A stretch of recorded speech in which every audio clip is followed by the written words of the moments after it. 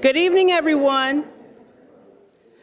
My name is Christy Dukes Davis. I am the chairman of the Springfield Township Trustees. I have this microphone, but it's not magnifying. It's for Waycross Media, so it's just a prop. It's just a prop. Dana wanted me to sing, but you all wouldn't want that. So thank you all so much for coming tonight. We are very excited about the update on our comprehensive master plan. We have a lot of smart people that are employed by the township, and we could all be in a room together and come up with a strategic plan for the township, but that strategic plan would not be a hill of beans without our community input. So I thank you all, and I welcome you all on behalf of the Springfield Township Board of Trustees. My colleagues are coming in as we speak. Joe Hunterlaw is walking in the door, and Mark Burning is on his way. So again, welcome. We value your input. We value your suggestions in helping to mold the vision of Springfield Township 20 to 25 years from now. So again, thank you all so much for coming, and I will turn it over to our Assistant Township Administrator, Kathleen Kennedy. Thank you. Thank you guys all again for your time being here tonight. As Christy said, a comprehensive plan isn't a comprehensive plan without the input of the people that live here. So we're really grateful for your time tonight. I do want to take 1 second to introduce a few other people who are here in the room. Scott Chardine here in the blue polo is our Public Works Director, newly appointed to the position, but he's been with the township for 23 years, so a very long time. He's very knowledgeable. If you have questions about roads or infrastructure, he's a great person to talk to. I also have with us tonight, as Christy pointed out, Trustee Joe Hunterlaw in the back. Trustee Mark Burning will be coming in shortly. And then here in the green polo is Weston Floro Hageman. He is a co-op with the University of Cincinnati. He's been very helpful to me so far in this process. So if you see any pretty images behind me, it's to credit Weston here. So I just wanted to give a brief introduction to the plan and what a comprehensive plan is if you're not familiar, and what we're going to be doing this evening and then throughout the revision process. So as you can see, the purpose of a plan is to collaborate between the local jurisdiction and the residents to make sure that the future of the township is what you see for the township. We want to make sure that our visions align. The original comprehensive master plan was done in 2011 and then updated in 2016. It's pretty typical to see these comprehensive plans updated every 5 years, and I know that there are a couple people here in the room who were involved at least in the 2016 plan. I was an employee then, so I remember. 5 years after 2016 was 2021, and we were still kind of recovering from the world changing a little bit, so we were delayed in doing this update. But it was very important to the township and the trustees that we make sure that, again, the township's vision for the future was aligned with its residents. Having a current master plan is an indicator that the township is working towards a vision crafted in collaboration with the public. So again, a comprehensive plan just kind of says, what are we working towards? What are our goals? What is it that we want to accomplish so that we all have sort of the same directional point going forward? There were a lot of things that were highlighted in the 2016 comprehensive plan that we were able to accomplish. And I just wanted to take a minute to highlight some of those accomplishments because staff works very hard on those projects. But it also just gives you an idea of what we are able to accomplish with a master plan. So probably one of my favorite projects, admittedly, is the redevelopment of the Brentwood Bowl facility on Winton Road to a new craft brewery restaurant in the main business corridor along Winton Road. You can see on page 152 of the comprehensive plan from 2016, the site identified, or the plan identified that this site was underutilized and was ripe for redevelopment and for a new retail establishment. So we were able to take this plan. One of the benefits, again, of having one of these plans is you're able to take this plan, which is supported by the community and adopted by the elected officials, and go to potential funding sources to say, this is a priority for the community. It's been highlighted here in our plan. It's a priority that we redevelop this. It's important to us. And because you have that sort of backup, that data of community input, you can get some grant money for that. So the township was able to receive approximately $1.2 million in grant funding to assist in that redevelopment project. And that started with a group just like this, identifying the need for more non-chain restaurant types that would attract younger generations. So just one example of what we were able to accomplish with that plan. Another big project in the township, you've probably seen it coming up out of the ground if you travel much on Galbraith Road towards Cross County Highway, is the new Tri-Health Medical Office facility there. Again, back in 2016, the comprehensive plan and the members who were a part of that plan identified that site as potential for redevelopment. And the circle kind of shows it in the map there, shows it as office. It was not an office facility before. You probably remember it was a landscaping business. But the master plan committee had the foresight to say, this is underutilized. What else could happen here? And along came the Tri-Health project. And again, using the sort of validation of that idea from the committee members, you're able to submit to some funding sources, and the township received, and the county received about $1.4 million in grant funding to improve the infrastructure to allow this project to happen. So, I mean, not only is this process sort of existentially a good thing to do, but it results in real dollar funding for the community. Another big current project that the township is still currently working on that was identified in the master plan is Warder Preserve. So turning the former Warder Nursery into more of a passive park for the community to enjoy and to use. The township's been putting a lot of man hours into that project, and we're looking forward to that being open to the community in the future. The 2016 master plan, I should have said that earlier, thank you, is on the township's website. So it's available, the old plan from 2016 is available now. It is, I'm gonna say 250 pages long. So it is quite extensive. If you need some reading before bedtime, it's there. But it's not a bad thing to just flip through and see what was identified in your neighborhood. Yeah. One other interesting need that was identified in that 2016 plan was the need for a community improvement corporation, or as we call it, the CIC. And a community improvement corporation is almost kind of like the economic development nonprofit arm of the township, let's say. So they're a separate 501c3 organization, but the master plan called out the need for some deliberate economic development projects and guidance, I guess I would say. The CIC implemented 2 grants, actually technically 3, the residential incentive grant, the business improvement grant, and the neighborhood enhancement grant. And I think there are probably even some people in the room that have applied for and received neighborhood enhancement grant funding.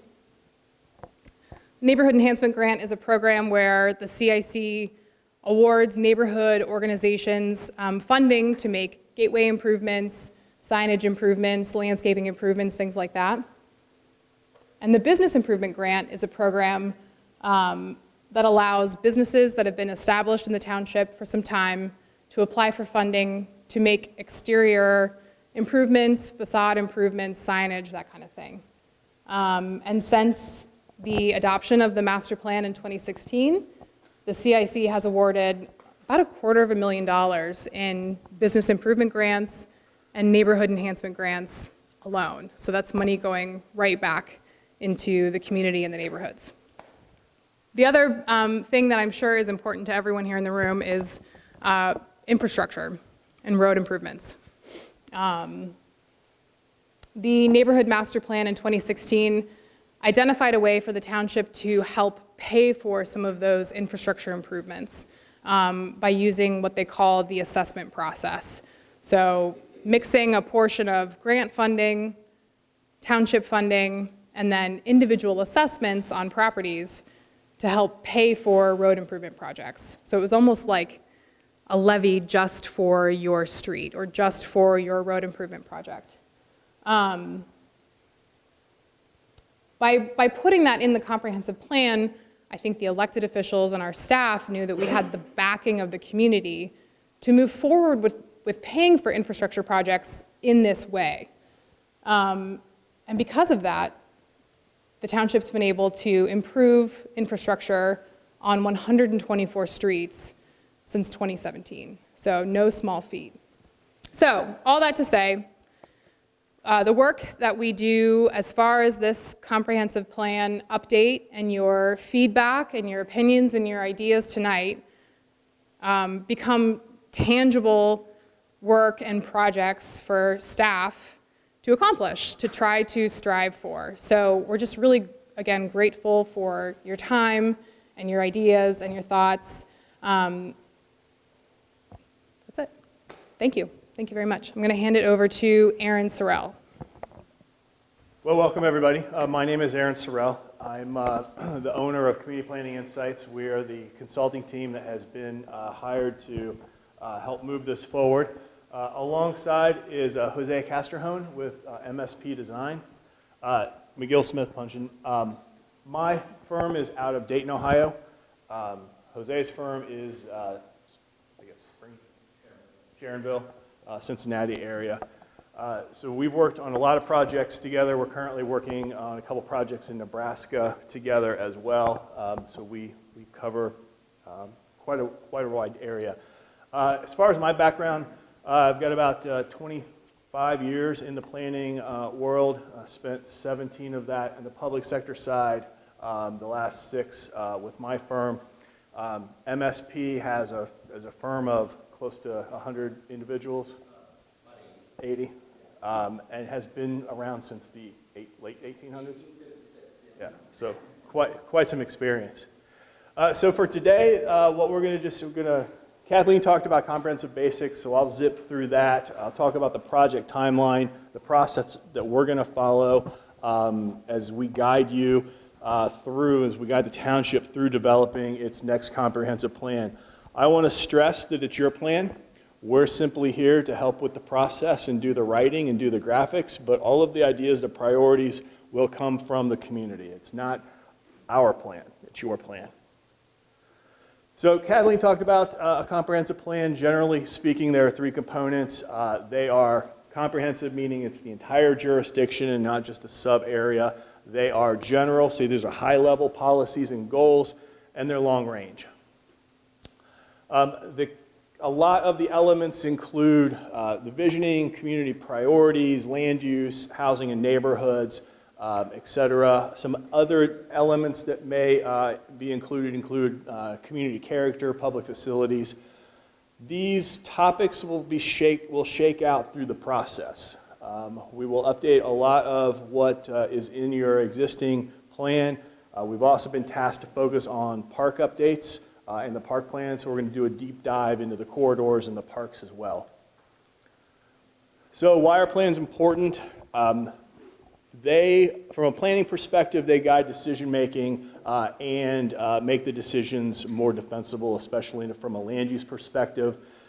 Often they transcend politics, so they help provide continuity from one administration to the other. They provide a level of predictability for both developers and residents.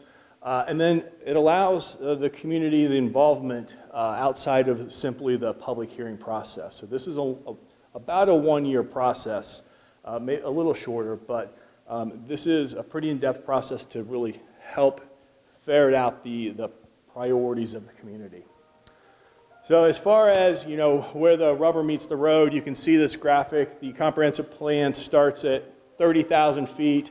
Then you can get into issue-focused plans or area-specific plans, and then finally into the implementation through the zoning resolutions, your subdivision rate, township, but the zoning resolutions, your capital improvement plan, and then property acquisition if you want to be really aggressive. So the timeline, we're just starting. So there's been a survey that has been online for a couple weeks, but this is the initial project kickoff. So thank you for coming.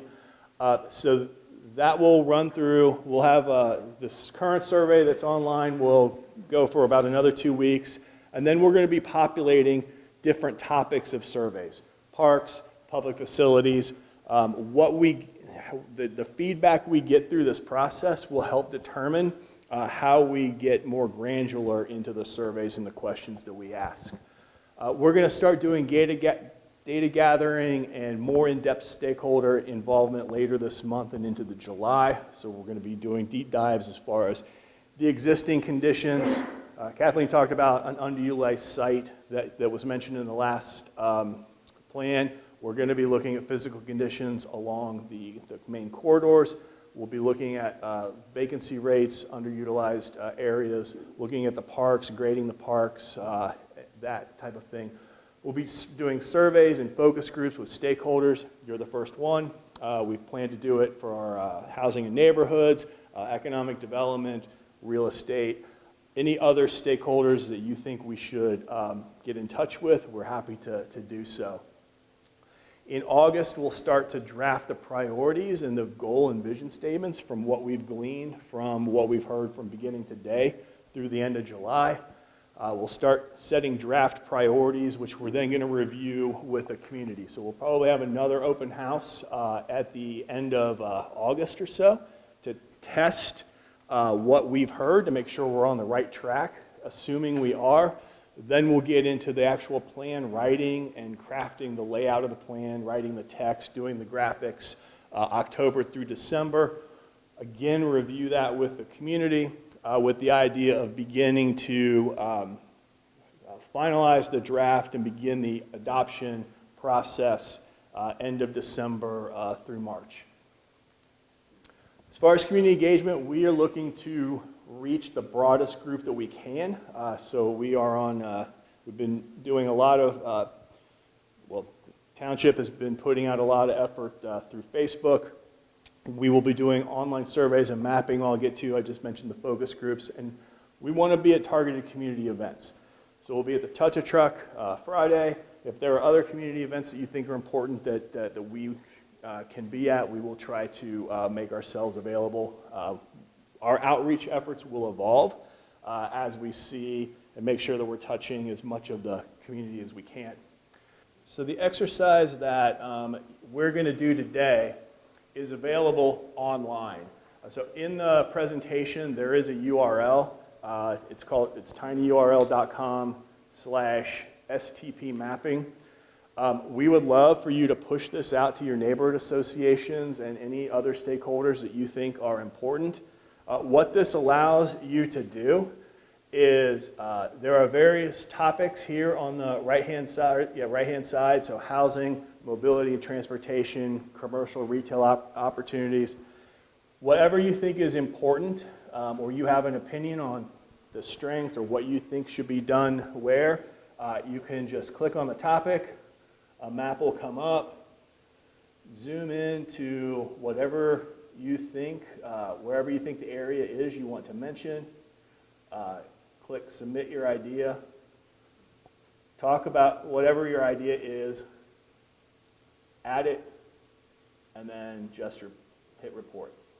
You can upvote. If you like what people have said, you can click the heart. That will, and ideas will start to gain traction, and we can see what ideas are good and which ideas are getting traction with the community. So it's pretty simple. It is easy to use. Just click on the topic, click submit your idea, go to the area on the map that you want to place your idea and go from there. So today, there are 2 exercises. One, if you haven't already completed the online survey, which is a vision survey, there's a written document on your table. But the bigger exercise that we're going to do are in table groups. And so what we're interested in finding out is the strengths and the opportunities that you see for Springfield Township. So there are large maps, there are also small maps. Feel free to use whichever one you want. For the green, these are the strengths. Those are the areas that you feel contribute positively to the community, to Springfield Township. It's either in appearance or in land use or function. It's areas that should be preserved or enhanced. This is really great. Replicate it somewhere else. What we'd like you to do is put a dot on the map and number it. And then each on the table is a notepad. Starting out with the green, put the corresponding number there and tell us why you think it's a strength. So we're in the old bowling alley that's under renovation, which will be High Point, right, Brewing? High Grain area. It could be number 1. You talk about why you think it's such a great asset to the community, or will be a great asset. The yellow stickers are areas of opportunities. I don't like to call them weaknesses, but they're areas of opportunities that those are the portions of the township that need some TLC. Maybe you're a little bit tired. Vacant, underutilized buildings. We're looking for you to identify those areas where we will begin to set priorities of where the focus over the next 20 years may be. For you, those watching at home, if you were unable or you want to participate but couldn't make it, the mapping exercise can be found at this website, tinyurl.com/STP mapping. It allows you to go in and talk about what you think the big ideas are for Springfield Township based on housing, entertainment, commercial areas, mobility, any other issues and concerns you may have. Please hop on that website, complete the mapping survey. It's fairly easy to use. Answer it as many times as you want. We really are looking for as much feedback as we can get from the community.